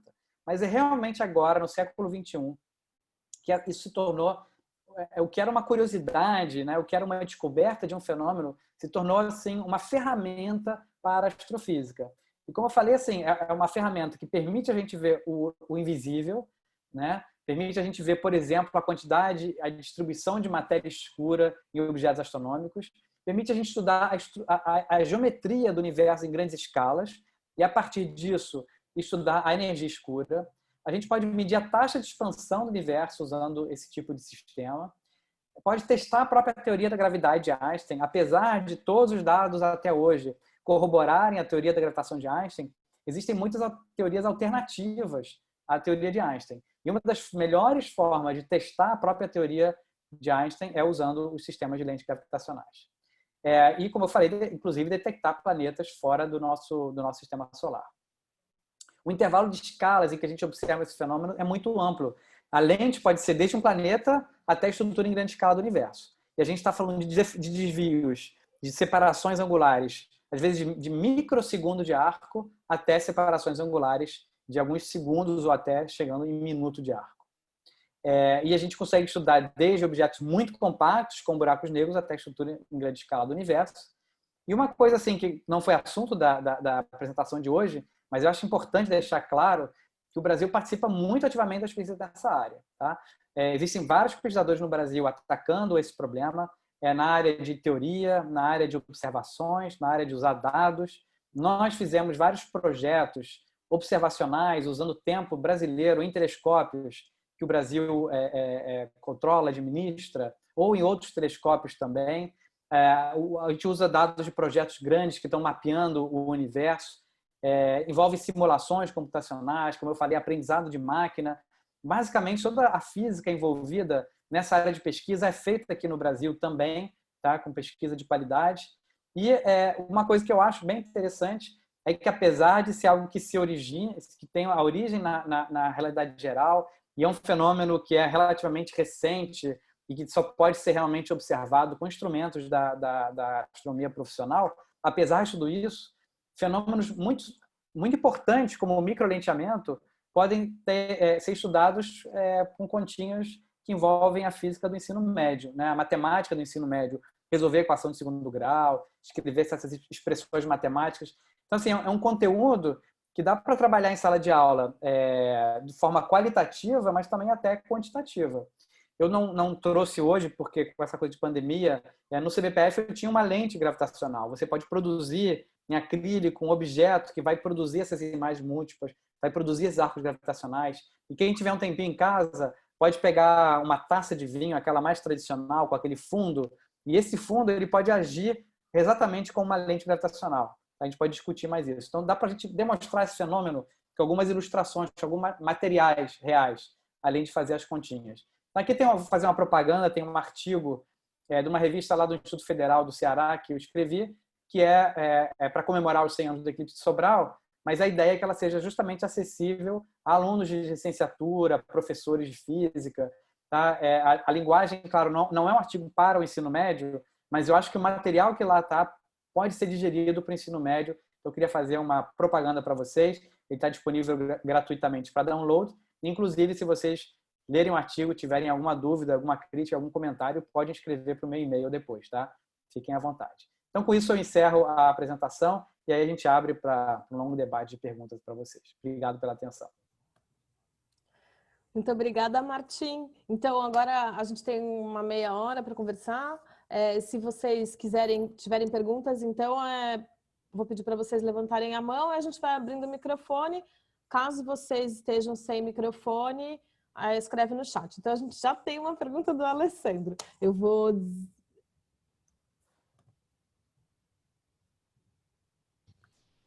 ver se funcionou. Tá funcionando? Agora tá. Ótimo. Eu vou ver. Olá, Martim, tudo bem? Boa noite. Muito obrigado, adorei a palestra. Eu fiquei interessado bastante no que você falou sobre a aprendizado de máquinas, né? Eu entendo isso como redes neurais, é isso mesmo? Isso. A gente, no passado, a gente usou as redes neurais mais tradicionais, que tem um input pequenininho, mas hoje em dia o que se usa mais são as redes neurais convolucionais, onde a entrada é a própria imagem, né? Talvez seja essa a resposta da minha pergunta. Porque o que acontece é o seguinte, eu também já trabalhei um tempo atrás com redes neurais, eu trabalhava com essa matéria, com esse assunto, e eu sempre tive o seguinte problema. Você falou que a gente consegue extrair modelos de matéria escura, achei super bacana e tal, mas as redes neurais sempre guardam o problema de serem uma caixa preta. Porque, basicamente, elas não passam para a gente o que está acontecendo lá. Não tem como modelar ela, porque, basicamente, pelo menos até onde eu trabalhei com isso, ela era como se fosse uma intuição do computador. Né? Como se vai treinando o computador até que o computador descubra aquilo. Tem como modelar agora, através desse aprendizado, talvez essas novas máquinas de aprendizado, fazer essa modelagem e ter mais detalhamento para poder estabelecer isso? Incrivelmente, sim. Assim, a aplicação mais tradicional das redes neurais e de aprendizado de máquina em geral, especialmente Deep Learning, para arcos gravitacionais, a aplicação mais tradicional é encontrá-los. Então, aí nem importa muito a modelagem. A gente quer passar centenas de milhares de imagens para o programa para ele dizer, olha, nessas 5.000 aqui vocês têm um arco gravitacional. Então, essa é a primeira aplicação mais difundida, digamos assim, e que não envolve modelização física, é apenas reconhecimento de padrões mesmo. Você treina o código com imagens reais ou simuladas e aí ele reconhece esses padrões. Mas, mais recentemente, tem vários artigos científicos em que se utiliza a rede neural para medir quantidades físicas. Então, por exemplo, aquele teta Einstein, aquele raio de Einstein, é uma coisa que ele também tem em vários contextos, aparece também em galáxias, e a gente, grupos e também um grupo que veio do CBPF, é capaz de treinar uma máquina e medir, por exemplo, o teta Einstein. Então, assim, o primeiro artigo que foi feito nessa linha, que saiu publicado na revista Nature, que também é uma das revistas científicas mais famosas, eles pegaram treinaram um sistema de uma rede neural com essa quantidade física e depois mediram isso em imagens. Mas nessa mesma imagem, uma pessoa fez a análise, né? Essa análise do sistema demora horas, é uma análise muito complexa. Então, assim, o que uma pessoa faz em horas, ou às vezes até dias de trabalho, a rede neural fez uma fraçãozinha de segundo e com uma incerteza, porque aí você tem como comparar, né, a medida da rede neural Uhum. com a medida feita, digamos, à mão, entre aspas, pelo físico, e estava totalmente dentro da barra de erro, ou seja, realmente a rede neural conseguiu fazer uma medida Show. física, mas a gente tem que treinar ela para isso, claro, né? Sim, eu sempre tive muito problema com a questão do overtraining, né? Porque às vezes a rede neural decora a coisa e aí fica muito mais complicado. Mas enfim. Hoje a gente tem forma de quantificar se tem overtraining, se não tem overtraining, Ah, que então... bacana! Aí bem melhor. E aí, quais são as... Última pergunta, prometo que eu já estou parando. Só sobre a questão da matéria escura. Quais são essas propriedades que a gente vem detectando delas, então, através desse instrumental? Então, o que a gente quer detectar é se essa matéria escura, se ela se aglomera em estruturas pequenininhas ou se ela tem um tamanho máximo onde ela se aglomera. Porque isso está ligado a se é uma matéria escura fria, se é uma matéria escura morna. Isso está Uhum. ligado a se ela é feita, por exemplo, de neutrinos. Então, com lentes, o que a gente quer ver é a subestrutura da lente. Essa subestrutura vai nos dizer sobre propriedades da matéria escura. Ok. Muito obrigado. Agora a gente tem uma pergunta da Camila, eu vou ligar o microfone dela e depois a gente tem uma pergunta no chat do Luiz que não tem microfone. Camila, você. Olá, boa noite. Primeiro, parabéns pela palestra, muito boa. E, na verdade, quem vai fazer a pergunta é meu marido, também é físico. Estamos assistindo juntos. Eu vou passar para ele. Boa noite. A respeito do desvio da luz, ele foi previsto pelo Einstein pela questão da distorção do espaço, né? A gravidade enquanto distorção do espaço. Como é que o Newton previu isso ou justificou essa distorção? Na realidade, o próprio Newton não previu isso, mas outros físicos, usando a física de Newton, previram isso. E como é que eles previram isso? Porque existia uma discussão se a luz era uma partícula ou uma onda, né? Então eles pensaram que a luz é uma partícula e é uma bolinha que vai passar perto do Sol, por exemplo, e calcularam a deflexão dessa bolinha, então como um meio material, num espaço normal mesmo, mas o efeito da força gravitacional. Então a única coisa que você faz é pegar essa bolinha, dar a ela a velocidade da luz e ver onde ela vai parar quando ela passa perto do Sol. E é possível fazer esse cálculo newtoniano só usando a lei da atração universal de Newton. Então, esse resultado newtoniano foi obtido por outras pessoas, mas usando as leis de Newton. E tem, então, um fator 2 de diferença. E justamente esse fator 2 está devido ao que você falou. É a curvatura do espaço-tempo que acaba produzindo esse fator 2. Obrigado. Então, agora eu vou ler a pergunta do Luiz, que ele fez aqui no chat, porque ele está sem microfone. Ele fala assim, sobre a questão das ondas gravitacionais, assim como as ondas eletromagnéticas trouxeram grandes aplicações, ele queria saber, mesmo que de forma intuitiva, o que o senhor espera como revolução em aplicabilidade com o domínio das ondas gravitacionais. E aí ele diz que fez doutorado no CBPF. Ah, legal. Que bom. Eu também fiz o doutorado do CBPF, além de ser pesquisador lá. Então, as ondas gravitacionais, elas abriram uma janela completamente nova para a nossa compreensão do universo. Até hoje, tudo que a gente sabia do universo era carregado basicamente por luz, por fótons, e uma fraçãozinha por raios cósmicos, que são partículas, chamadas partículas do modelo padrão, né? Muons, prótons, elétrons, enfim. Então, tudo que a gente sabia sobre o universo vinha através do que a gente chama de setor do modelo padrão, que é o setor da física de partículas. Pela primeira vez, a gente está tendo informação que se propaga, né, através de algo que não são partículas, mas sim a própria gravidade. Então, assim, é um universo absolutamente novo que se abre. Eu falo assim, de Galileu até a gente, a diferença é que a gente botou uma lente no meio, botou uma CCD para captar luz. Mas Galileu e nós Galileu e os grandes telescópios profissionais, no fundo, estudam a mesma coisa, a luz. Pela primeira vez, a gente tem informação que não tem nada a ver com a luz. Né? Então, isso vai abrir uma janela absolutamente revolucionária no nosso conhecimento do universo. Como que a gente tem hoje são detetores que são os primeiros que estão conseguindo detectar a onda, a gente tem várias limitações. Mas já com os dados atuais, conseguiu-se excluir muitas teorias de gravidade modificadas, comprovar a existência de buracos negros, comprovar a coalescência de estrelas de nêutrons, formando o processo de uma quilonova. E tem uma lista incrível de descobertas que foram feitas só com dezenas de eventos do primeiro tipo de telescópio que foi feito, que entrou em operação, que teve as primeiras medidas só 5 anos atrás, né? Então, assim, o que a gente espera em termos de aplicação? Assim, aplicação, eu falo no sentido de aplicação conhecimento da natureza, né? O que acontece é que essas ondas, elas são muito tênues. Ela faz uma oscilação num braço, num desses braços do detetor, que são interferômetros, né? Você tem um raio laser passando no detetor, são braços que estão separados de quilômetros, e o quanto eles vibram com o efeito de lente gravitacional é uma fração do núcleo atômico, né? É 10 a menos 20 a variação fracional. Então, a gente está falando de algo incrivelmente tênue. Nós não conseguimos produzir ondas gravitacionais, que é preciso mover massas gigantescas, como, por exemplo, estrelas ou buracos negros, e nós não conseguimos transformar essa energia do buraco negro em nada, porque ela é muito pouca. A revolução é sermos capazes de detectar o buraco negro. Então, assim, do ponto de vista de aplicação, digamos, ao dia a dia, eu não consigo conceber nenhuma hoje em dia. Agora, do ponto de vista de aplicação para o conhecimento do universo, a gente está abrindo a frestinha de uma janela enorme, onde a gente vai conseguir detectar uma faixa de frequências que hoje é absolutamente impensável.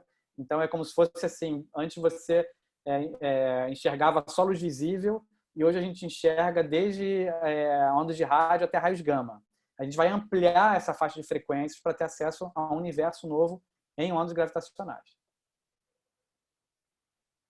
Então é o Silvio agora. O Fernando escreveu uma pergunta no chat, mas eu vou pedir para ele levantar a mão aqui, porque daí a ideia é eu conversar mesmo, assim, então ele mesmo pode fazer a pergunta.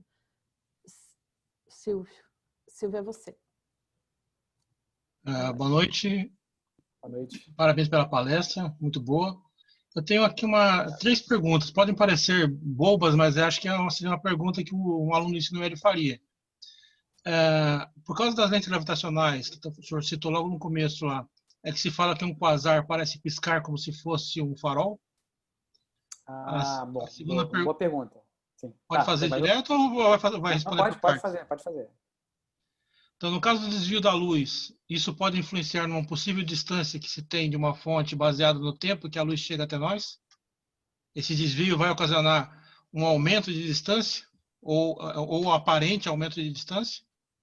E na questão do universo observável, já que a lente gravitacional dá imagens do que está acontecendo, então deve ser dividido por 4 essa imagem do universo observável, pois o restante são reflexões da mesma imagem? Perfeito. Então, deixa eu atacar essas 3 perguntas que você falou. A primeira é do quasar, né? O quasar tem vários efeitos de variação de brilho nele. Então, o quasar ele é um objeto extragaláctico, né? Ele é o núcleo de uma galáxia ativa.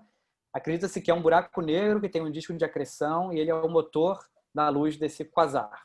Então, o quasar ele parece para a gente como se fosse uma estrela em termos de tamanho, mas ele é um objeto que é o núcleo ativo de uma galáxia. Os quasares, muitos deles têm uma variação de brilho intrínseca. Já vão variar de brilho porque ele é assim. Só que se eu tenho imagem múltipla deles, se eu estou vendo 2 quasares, então eu vou ver uma variação e a outra defasadas. Essa defasagem temporal a gente pode usar, por exemplo, para medir a taxa de expansão do universo. Mas não é a defasagem temporal que faz ele piscar. Ele já tem um brilho, digamos, uma variação intrínseca de brilho. Só que quando ela tem essa variação intrínseca, a gente pode aproveitar isso, no caso que o quasar tem imagem múltipla, para medir várias coisas. Um outro objeto que pulsa é o pulsar. Esse aí ele é uma estrela de nêutrons que tem um campo magnético e ele tem um pulso muito regular. Que eu saiba, ainda não se detectou pulsares que sofrem o efeito de lente gravitacional. Mas certamente alguma hora isso vai acontecer. É só porque não tem muitos pulsares em comparação ao número de estrelas, né? Com relação ao tempo, é verdade que a trajetória é defletida, né? Então, o tempo que a luz demora para chegar até a gente é um pouquinho diferente do tempo que se a luz viria em linha reta. Mas essa diferença de caminho ela é muito pequena comparada com a distância astronômica. Então, por exemplo, vamos supor que eu tenho um objeto que está a 1 milhão de anos-luz. Essa diferença de caminho é de 1 ano, por exemplo, por causa da deflexão. Ela é muito pequenininha. Então, eu consigo ver a diferença se eu tenho 2 imagens e variaram, o brilho variou, eu consigo ver essa diferença, eu meço em 1 ano. Mas isso não muda a minha medida de distância, porque são anos e milhões de anos. Então, o efeito de lente gravitacional não vai afetar a nossa medida de distância. Com relação ao universo que você falou, 1/4, né? O que o Einstein obteve para o desvio da luz é o dobro daquilo que o Newton, ou que se obteria usando a lei de Newton, né, para ser mais preciso. Mas os objetos que sofrem essa deflexão grande, quer dizer, os objetos para os quais essa deflexão é grande, são muito, muito raros. Então, no geral, por exemplo, quando aconteceu a estrela lá desviada pelo Sol, né, a estrela se desviou de 1 segundo de arco. Na verdade, 1 segundo e meio de arco. Então, é uma coisa muito pequenininha. Basicamente, não altera a nossa percepção do universo. Se eu não estou interessado em lentes gravitacionais, quase que eu posso ignorar o efeito de lente, porque a maioria dos objetos é defletido muito pouquinho. São muito raros os objetos que sofrem uma deflexão grande. Os exemplos são, por exemplo, aqueles anéis de Einstein, aqueles arcos gravitacionais, que acontecem, na média, em uma galáxia a cada 100 mil. Então, você vai ter 100 mil galáxias que não sofreram quase nenhum efeito e uma vai ter esse efeito grande. Então, basicamente, não muda muito a nossa percepção do universo, o fato de que existe o lenteamento gravitacional. Posso fazer mais uma pergunta? Claro. Diante dessas novas esclarecimentos aí, tudo isso é baseado numa observação daqui da Terra, ou do Hubble. Então, Se for do Hubble, o Hubble está caminhando cada vez mais longe da Terra. Ele está navegando cada vez mais longe da Terra. Isso não funcionaria como se fosse um olho com hipermetropia, onde o ângulo focal vai ficar fora do ponto que o Hubble está observando? Então, o Hubble ele é um satélite da Terra, né? Então, o Hubble fica, digamos, bem na escala astrofísica, ele fica muito pertinho da Terra. Mas tudo isso é levado em conta. Os movimentos, a gente tem imagens, então, para começar, a gente tem imagens do efeito de lente do Hubble e da Terra, dos dois, e de outros telescópios espaciais também que não são Hubble. A gente pode detectar o microlenteamento, aquela variação de brilho, com vários outros telescópios. Então, tem telescópios, por exemplo, que estão bem longe da Terra. Você tem o Sol, a Terra, e você tem os chamados pontos de Lagrange, e você tem vários telescópios colocados lá. Então, eles estão muito mais longe do que a Lua. O Hubble está bem pertinho da Terra, 400 quilômetros, comparado com o raio da Terra, que são 6.000, sei lá. Então, o Hubble está bem pertinho da Terra. Mas o Spitzer, por exemplo, é um satélite que está bem mais longe que a Lua. E aí, o que acontece? O efeito de lente não muda muito nessas posições, mas é levado em conta. Mas o mais interessante é que dois satélites podem ver o mesmo evento, ou na Terra e um satélite, podem ver o mesmo evento. Mas como eles estão vendo de posições um pouquinho diferentes, mas o ângulo é tão pequenininho também, que a gente vê essa curva de luz de forma diferente se está vendo a Terra ou de um satélite. Eu vou até mostrar uma imagem enquanto a gente vai recebendo mais perguntas. Eu vou mesmo para a Voyager, que está quase fora da nossa galáxia? A Voyager, ela saiu do sistema solar, né? Mas mesmo saindo do sistema solar, ela está muito longe da estrela mais próxima que a gente tem. E a estrela mais próxima é muito distante comparado com o tamanho da nossa galáxia, né? Então, a sonda Voyager, na escala astronômica, ela está muito pertinho ainda do nosso sistema solar, né? Mas, então, a Voyager, em particular, não consegue fazer esse tipo de imagem, né? Mas, digamos, tudo que a gente lançou para fora, na escala astronômica, ainda está pertinho da Terra. Mas, mesmo assim, como eu falei, a gente consegue ver uma diferença entre um satélite e a Terra, uma defasagem no tempo em que a gente vê o efeito de microlenteamento. E eu acho uma coisa muito impressionante. Eu vou tentar mostrar isso enquanto a gente tem essas conversas. Legal. O próximo da fila é o Fernando e depois o Tomás. Fernando, eu vou ligar o seu microfone, aí você mesmo pode fazer a pergunta. A ideia é a gente conversar mais informalmente mesmo.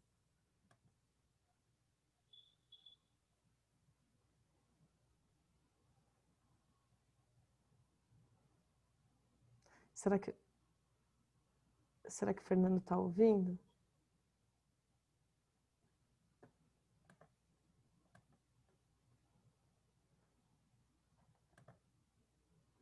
Enquanto a gente tenta ouvir o Fernando, eu tento achar essa imagem da... ele disse que está com problemas. Então, eu vou ler essa última pergunta que você fez aqui. Ele pergunta assim, se as lentes gravitacionais podem contribuir com as pesquisas sobre a origem do universo. Sim, se a gente entende, assim, a gente consegue medir o efeito de lente gravitacional em qualquer coisa que emite luz, vamos dizer assim, né? Então, aquela coisa que remonta mais ao princípio do universo é a radiação cósmica de fundo. É uma luz que foi emitida há 14,6 bilhões de anos, que teria sido mais centenas de milhares depois do momento que o universo era extremamente quente e denso, que a gente chama de universo primordial. Então, assim, a gente consegue ver o lenteamento gravitacional de algo muito primordial na escala do universo, algo quando o universo era bastante jovem. Além disso, como as lentes gravitacionais permitem a gente estudar a composição do universo, então acho que a pergunta foi se permite a gente estudar a origem do universo. Origem não, porque enfim, o termo origem do universo já é um termo complicado e tem teorias em que o universo tem origem, tem teorias em que não, né? Mas o que a gente consegue medir, por exemplo, é a composição do universo. Então, olha, se tem uma teoria em que o universo teve uma origem e eu sei que ele é feito de tanta matéria escura e tanta energia escura, eu posso medir isso, eu posso dizer qual é o conteúdo do universo e você pode encaixar ele nessa teoria em que o universo tem uma origem. Ele não faz uma medida direta que tem a ver com o fato do universo ter tido uma origem ou não, né? Ou seja, resumo, a gente consegue medir o lenteamento gravitacional de coisas que aconteceram quando o universo era muito jovem, isso a gente consegue fazer, e a gente consegue medir a composição do universo, a taxa de expansão, e daí a gente pode inferir coisas sobre o universo primordial, mas não é uma medida direta. Então, agora é o Tomás. Tomás, vou fazer a mesma coisa. Eu vou tentar ligar o seu microfone, aí você pode fazer a pergunta.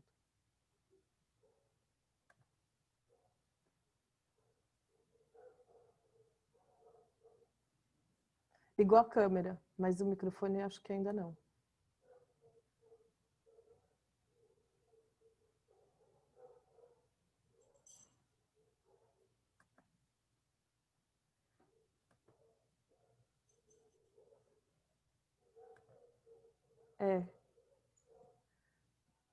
Você está ouvindo, Tomás, pelo menos?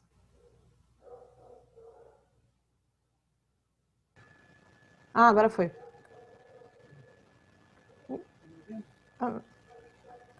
Foi, pode fazer. Boa noite. Boa noite. Eu acho que o som tá ruim, Isso né? está um pouco baixo.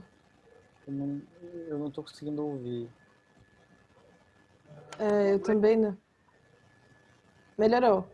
Boa noite. Isso. Boa noite. Está muito ótima a palestra. Eu faço bacharelado em física e gostaria de saber se as lentes gravitacionais elas formam uma bifurcação no espaço. Se elas formam uma bifurcação, você falou? Desculpa, é porque o som está falhando um pouquinho. Você quer saber se as lentes gravitacionais formam uma bifurcação, foi a palavra, no espaço? Ela dá a impressão de uma curvatura no espaço-tempo. Aí eu gostaria de saber se é o mesmo efeito que o buraco negro faz. Certo, sim. Então, qualquer coisa que gravita, ou seja, qualquer coisa que existe, acaba produzindo uma distorção do espaço-tempo. A gente entende a força da gravidade, no contexto da teoria da relatividade geral, como sendo uma consequência dessa distorção do espaço-tempo. Buracos negros, na sua proximidade, distorcem muito o espaço-tempo, mais que objetos comuns, vamos dizer assim. Uma coisa importante que a gente deve levar em conta é que se eu estou longe do buraco negro, a distorção do espaço-tempo que ele produz é a mesma que um objeto qualquer. Ou seja, se eu pegar um buraco negro e colocar no lugar do Sol, com a mesma massa do Sol, a gravidade na Terra não vai mudar nada. Se eu for bem pertinho do buraco negro, aí as coisas são bem diferentes. Mas o buraco negro, longe dele, não tem nenhuma peculiaridade em termos de deformação do espaço-tempo. Ele age como um objeto comum. As coisas esquisitas acontecem quando eu estou bem perto dele.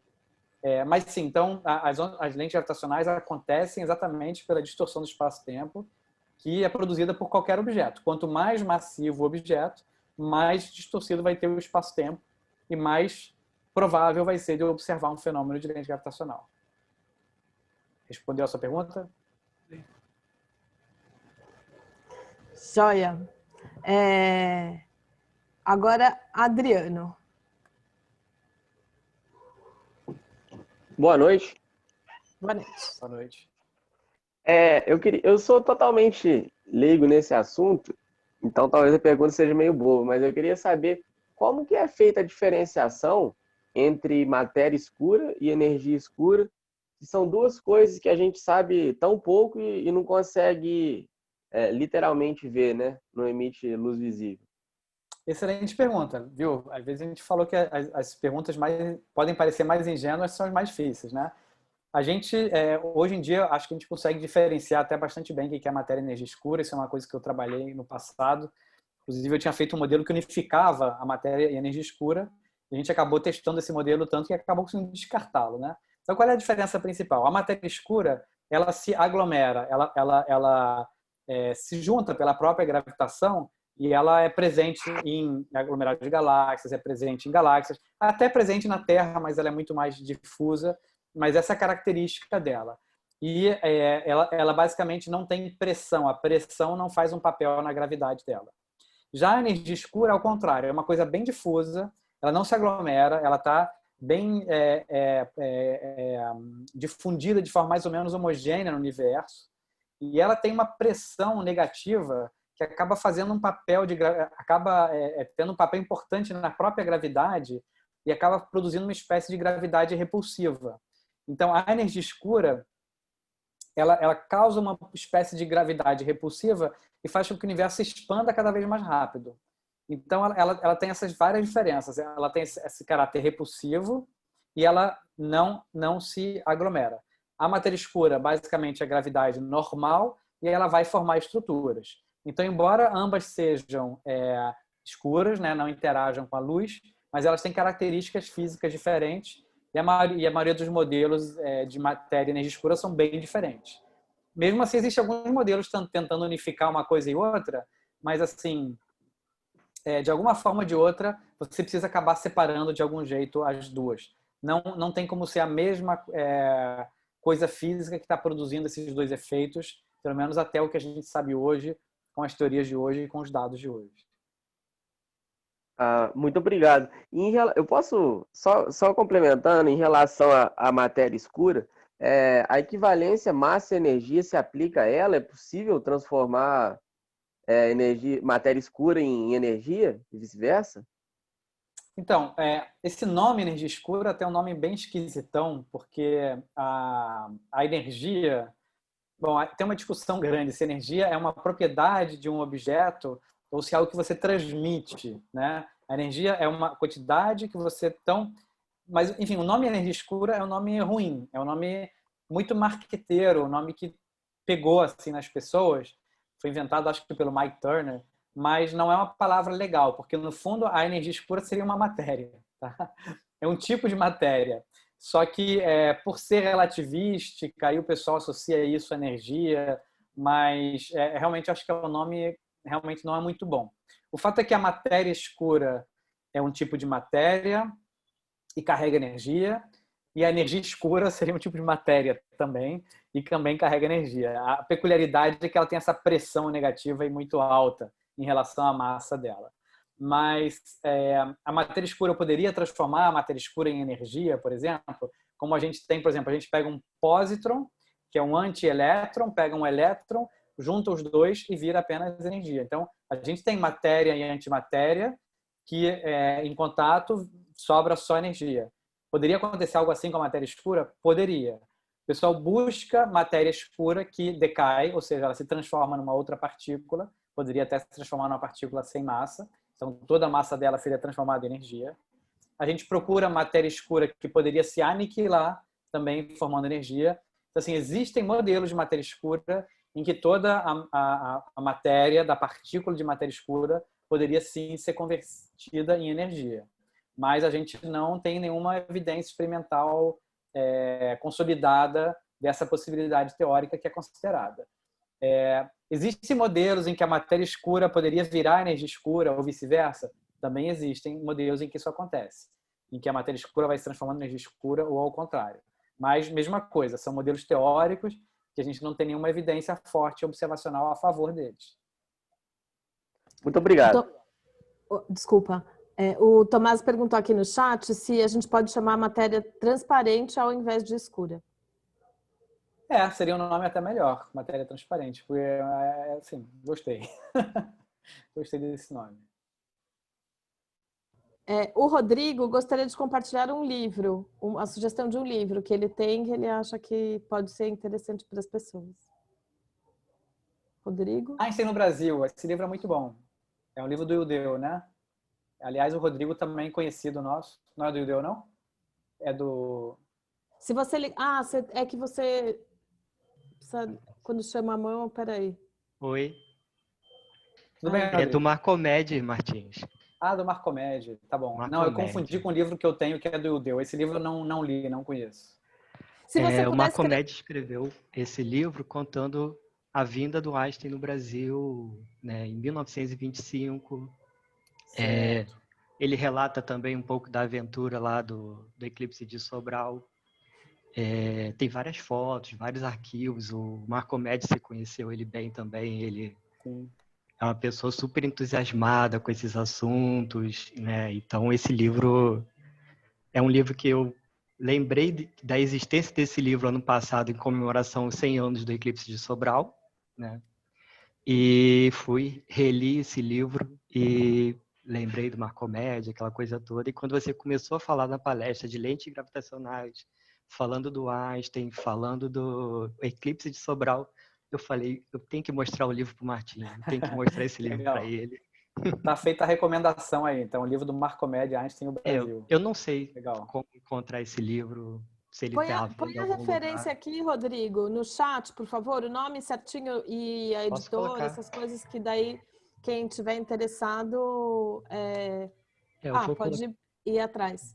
Pode ser bem legal. De referência que eu encontrar aqui, porque eu acho que o Marcomed, ele mesmo editou, ele mesmo imprimiu esse livro. Costumava ser. Ele era uma pessoa muito aventureira. Eu tenho ótimas... astrônomo do Observatório Nacional, que agora faleceu, mas um grande divulgador da astronomia. Né? Ele adorava construir relógio de sol. Que legal. Valeu. Obrigado aí pela sugestão da bibliografia. Joia. A gente tem uma pergunta aqui. Peraí, é a Maria Ruth e depois o José Eduardo. Tomás, você pode fazer uma pergunta. Se você quiser fazer aqui no microfone, você avisa. Se não, você escreve no chat. Eu não sei se o seu microfone está bom ou não. Maria Ruth, agora é você. Isso. Boa noite. Boa noite. Meu nome é Maria Ruth, sou professora de matemática e física também. E eu queria voltar no assunto da energia escura.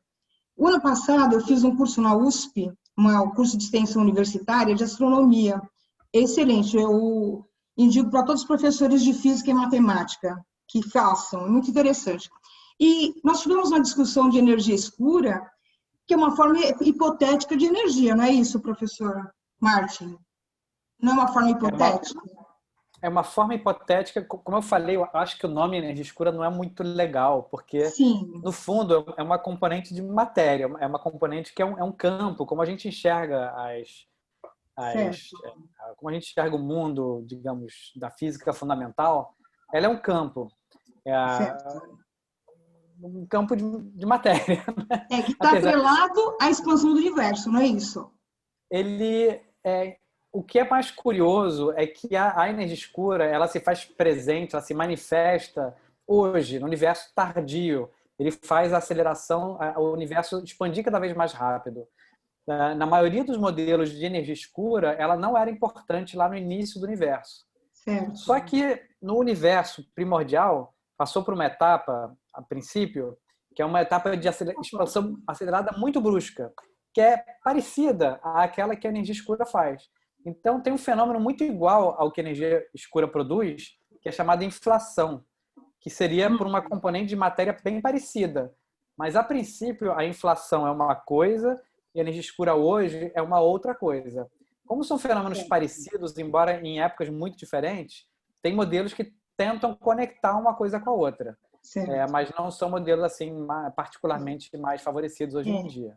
Então, Martin, o que eu queria comentar é que na nossa discussão do nosso grupo lá na USP, foi falado assim, será que energia escura não é, entre aspas, Deus?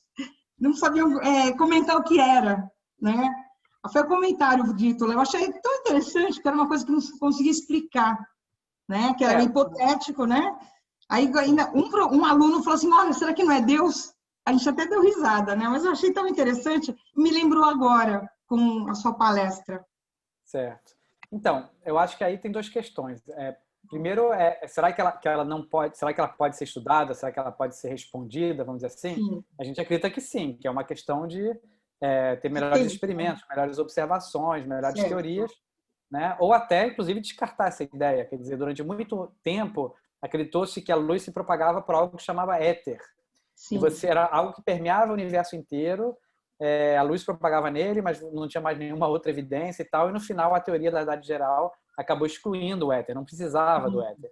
Muitas pessoas acham que a energia escura é uma espécie de novo éter, quer dizer, é algo que você está colocando na sua teoria para poder explicar a expansão acelerada, mas que você não explica direito. Talvez uma mudança mais radical das teorias físicas seja necessária. Certo. Então, assim, tem duas visões, e quem vai dizer para a gente qual é a correta é a melhoria das teorias e das observações, né? Hoje em dia não dá para dizer, mas tem visões em que a matéria escura é uma componente de matéria, partículas, que a gente vai entender como é que elas são e tudo. Tem uma vertente que diz, olha, talvez tenha que mudar mais a física e não precise de matéria escura. A física tem que ter uma mudança mais radical. Mesma coisa na energia escura. Pode ser uma indicação de que a física não está valendo. Então, duas alternativas. Ou você bota uma componente nova, por enquanto misteriosa, mas a gente pode estudar, ou a gente tem que mudar outra coisa da física. Com relação a Deus, aí eu acho que é uma coisa bem mais complexa, abstrata, não sei, no sentido que, assim, primeiro teria que... Tudo que a gente está tratando em ciência, a gente busca uma definição, a gente busca quantificar, medir. Aí, se for Deus, bom, primeiro teria que definir o que é Deus, né? Uma definição de Deus. E aí Deus tem, em geral, né? Cada cultura, cada pessoa tem sua concepção de Deus, né? Mas, em geral, Deus tem uma coisa muito, assim, de finalidade, né? De propósito. E a gente não enxerga isso na energia escura, a gente enxerga como uma coisa da natureza mesmo, né? Que a gente não está entendendo. Tá, muito obrigada, Martin. Obrigado. A gente está chegando ao final da nossa atividade. Tem agora várias perguntas aqui, foram escritas no chat. Eu vou ler a do Alberto e depois eu passo a palavra para o Alessandro e aí eu vou ler as duas últimas perguntas do Tomás e do Fernando. Então, o Alberto fala assim, foi dito que se observa uma lente gravitacional a cada 100 mil galáxias. Isso depende da posição divisada? Pois eu imagino que toda grande galáxia tem sua lente gravitacional, só não podemos observar. Não tanto da direção divisada, mas depende do instrumento que a gente está usando, que a gente tem acesso, né? Então, esse número que eu falei é mais ou menos baseado nos dados que a gente conhece hoje dos telescópios que estão fazendo um grande mapeamento do céu. Se a gente tem um telescópio com uma resolução muito maior, por exemplo, com os telescópios espaciais, e que observe o céu num tempo maior, numa profundidade maior, ou seja, que seja capaz de detectar objetos mais fracos. Então, se eu for capaz de detectar objetos mais fracos e menores, provavelmente a incidência do efeito mensurável de lente gravitacional seja bem maior, sim.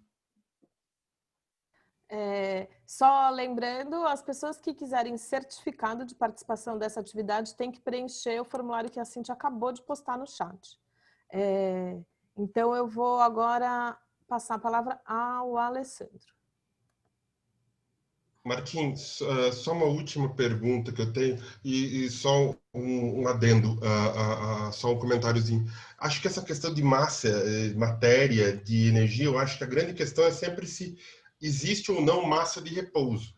Na minha concepção, é o seguinte, não sei se isso se aplica também à matéria e à energia escura, porque o problema todo sempre, para definir algo como matéria, que a gente entende como matéria mesmo, é se ele existe ou não parado.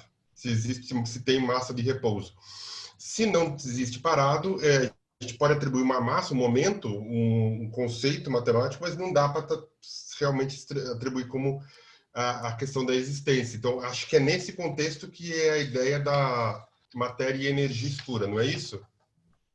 Pois é. Então, nesse contexto, a energia escura tem massa, porque ela tem algo que seria análogo à massa de repouso. Que, assim, a existência dessa quantidade chamada massa depende de como é que esse campo vai se comportar. Assim, a gente enxerga hoje todas as partículas como uma partícula onda, né? Então você tem um campo associado a qualquer partícula material, inclusive partículas conhecidas, elétron e tal. Mas a gente tem uma forma de expressar como é que essa partícula vai se comportar em função do campo, e aí aparece um negócio que é a massa nessa história, né? Para os modelos de energia escura, você tem modelos em que aparece uma massa do jeito parecido com as partículas normais. Você pode falar de uma massa da energia escura, embora essa massa é tão baixa, tão baixa, tão baixa, que a energia escura vai se comportar como uma onda. Então, a gente vai olhar mais as propriedades onda do que a propriedade partícula dessa partícula onda. Mas ela tem uma massa associada. Agora, tem outros modelos de energia escura em que a coisa é um pouquinho mais complicada. Eu até posso associar uma massa, mas é uma massa que não vai ser fixa, que vai depender da energia, vai depender de várias coisas. Mas podemos dizer nesse sentido que sim, é um meio que tem massa, ao contrário, por exemplo, da luz, do eletromagnetismo, que realmente é sem massa. Então, nesse sentido, a energia escura tem, dos modelos de energia escura que a gente conhece, ele tem ou tem massa, mas é muito pequena, ou tem algo que se parece mais à massa do que a luz, que realmente não tem massa. Entendo. E alguma deles assim pode ser considerada uma massa negativa?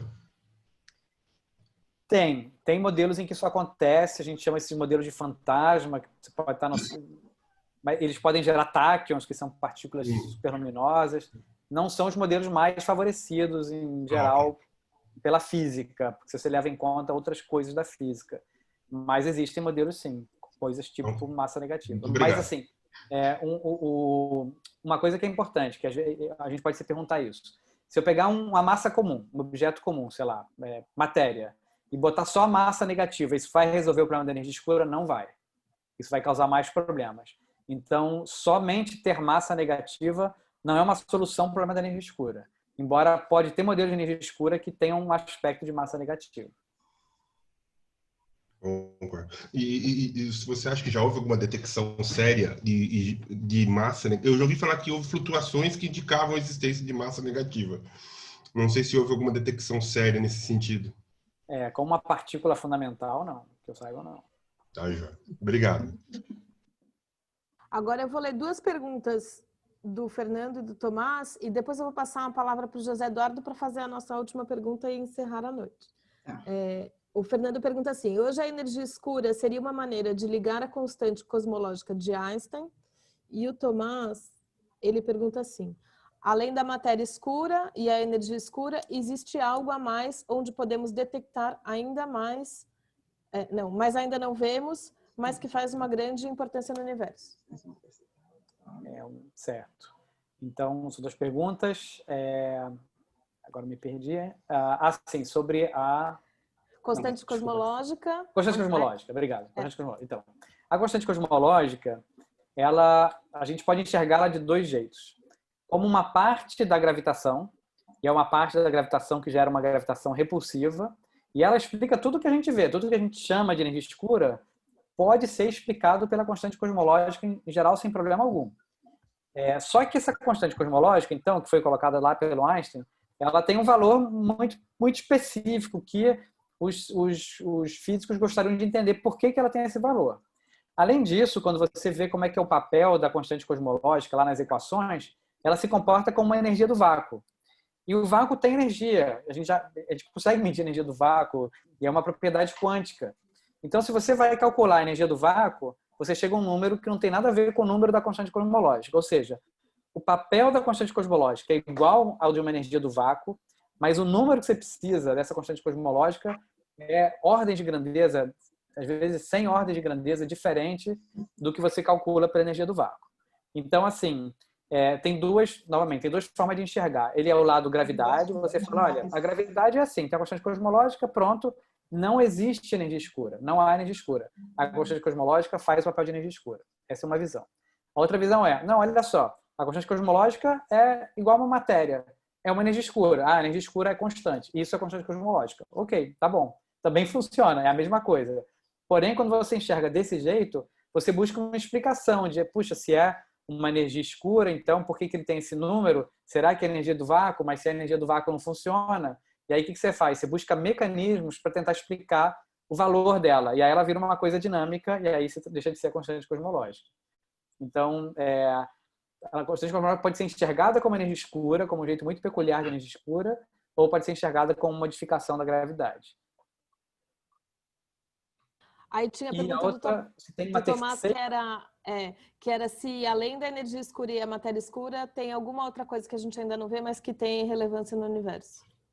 Que a gente saiba, não. As duas grandes questões mesmo, as grandes incógnitas, são matéria escura e energia escura. Você tem modelos em que a energia escura pode ser feita de dois campos, pode ter modelos em que a matéria escura é feita de mais de uma partícula, ou seja, nada impede que tudo seja mais complexo ainda do que é. A matéria escura, às vezes fala-se de um setor escuro, um conjunto de partículas escuras que podem ter até uma luz escura, um fóton escuro, partícula decaindo, partícula de matéria escura decaindo numa outra partícula de matéria escura. Então, assim, o universo de partículas da física da matéria escura pode ser muito complexo. Hoje o pessoal brinca muito com isso, brinca, assim, considera essa hipótese de forma muito séria e vê as consequências disso. Falar de todo um setor escuro. Mas, assim, existe alguma evidência concreta de que tem algo além de uma matéria escura e uma energia escura? Não, não tem. Mas tem modelos em que tem muito além. Mas sempre para mexer com esses dois lados, com o lado da matéria escura e o lado da energia escura. Não tem, assim, uma terceira coisa inexplicada e que precise de uma terceira componente. Não. Pelo menos não por enquanto. Joia, agora o José Eduardo vai fazer a pergunta dele. Gente, boa noite, professor. A respeito do... Vocês estão me escutando, tá, né? Estamos. A respeito do material, eu sou professor de ensino médio, né? O material que você colocou aí que é conexão, né? Isso. Então, eu gostaria assim, que você falasse um pouquinho para ver assim, da questão de estar usando aí na sala de aula para os meus alunos. Tá, eu vou te colocar também o link aí que vocês podem copiar, né? A Cíntia colocou já, professor. Já colocou. Já. É mais você falar mesmo. Se tem alguma coisa que a gente poderia usar na sala. Então, como que aí, poderia... A experiência, eu infelizmente não tenho essa experiência do dia a dia em sala de aula do ensino médio, né? Então, por exemplo, uma coisa que eu percebi depois é que eu usei um monte de letras gregas e que isso certamente vocês não vão usar com os alunos, né? Então, o que é acessível lá, do ponto de vista matemático, eu procurei não colocar integral, derivada, nenhuma física muito complexa. É a física do ensino médio. Eu tentei colocar um texto mais de história, de conceitos. Agora, então, o que eu acho que é trabalhável? Eu acho que é falar dessa história, falar da parte mais qualitativa, conceitual, e trabalhar, aí sim, trabalhar, por exemplo, a solução da fonte pontual com uma lente pontual, que aí você trabalha a solução da equação do segundo grau. Para algum aluno ou aluna muito interessado, poderia trabalhar, que tem no finalzinho do artigo, o cálculo de um arco gravitacional. No fundo, assim, os assenos, os cossenos, do ponto de vista matemático, é muito simples. Mas tem uma abstração que a gente não vai estar trabalhando com números, está trabalhando com letras. De repente tem que ter um programa de computador para fazer um gráfico. Mas eu acredito que, assim, alguns alunos bem motivados, às vezes tem alunos que têm tipo um clube de ciências, aí dá para trabalhar esse tópico até com uma certa profundidade. Mas eu assim, agradeço até o feedback que vocês me derem do que vocês acham que dá para trabalhar. Olha, Martim, lê seu artigo, acho que não dá para trabalhar nada disso. Bom, tudo bem, pode ser. Ou acho que dá para trabalhar isso aqui, trabalhei, deu certo. Qualquer feedback é bem-vindo. Bom, então vamos encerrar aqui. Queria agradecer ao professor Martim mais uma vez. Não poderíamos começar essa nova atividade do Física de Fronteira online melhor, assim, fiquei muito feliz, de verdade. Já imaginava que seria bom, porque no Rio, o ano passado já tinha sido legal, mas assim, no formato online, a gente sempre fica um pouco ansiosa, né? Então, muito obrigada em nome de toda a equipe do ICTP Safer, professor, e também a todos vocês que estiveram aqui e estão participando das nossas atividades todas desde maio, algumas pessoas. E então é isso. Reforçar o convite para quem não se inscreveu ainda para as outras atividades de setembro, elas continuam no ar, as inscrições, e que também semana que vem a gente tem Física em Casa sobre informação quântica com o professor Rafael Chaves. Então, muito obrigada a todos e a todas. A gente está encerrando a atividade por aqui. E aproveitar também para agradecer novamente o convite, é sempre um prazer estar conversando com vocês. Agradecer a audiência aí de ficar numa quarta, quase 9 da noite, fazendo perguntas. Excelentes as perguntas, como eu imaginava. Então, assim, obrigado por assistirem, participarem, obrigado pela paciência. E eu deixo, assim, meu contato é fácil, é Martim, meu primeiro nome, @cbpf.br. Caso alguém queira entrar em contato, fique à vontade. Se eu demorar a responder, pode acontecer, podem me perturbar. Nem sempre eu consigo responder logo, mas fiquem à vontade aí. Então, boa noite, obrigado a todos aí, obrigado a vocês novamente pelo convite. Tchau, tchau. Boa noite.